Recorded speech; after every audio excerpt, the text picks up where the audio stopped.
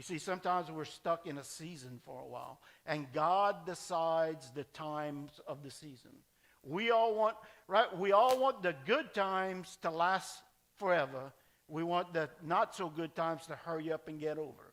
And we have to trust God in the good, the bad, and the ugly. And you'd say, well, why God made them stay that long? I don't know.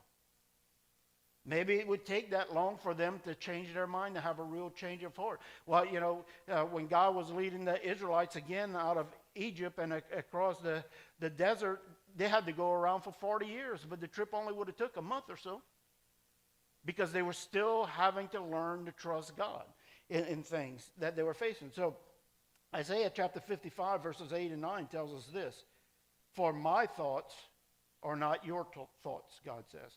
That's why we are to lean not on our own understanding, but trust the Lord. Can I tell you something? God is smarter than all of us put together. It's not even close.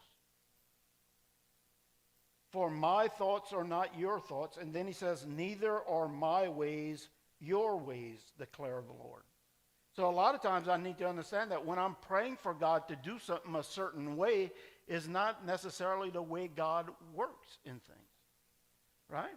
So we know that his thoughts are higher than our thoughts. His ways are higher than our ways. And verse 9 says, as the heavens are higher than the earth, so are my ways higher than your ways, and my thoughts higher than your thoughts.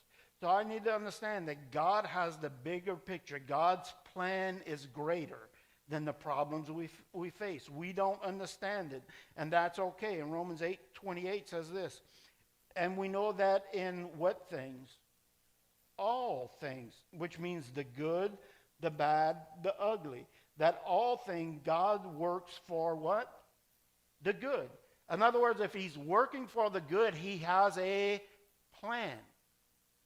For he knows the plans he has for you. Plans to give you a hope and a future. These are good plans for you. So he says God works for the good of those who love him, who have been called according to, wait, what? Whose purpose? His purpose. It's all about his purpose, not our purpose. So we need to learn to trust in God's plan, knowing that, God, I don't know why I'm in this season I'm in, why it's going like this, but I trust you.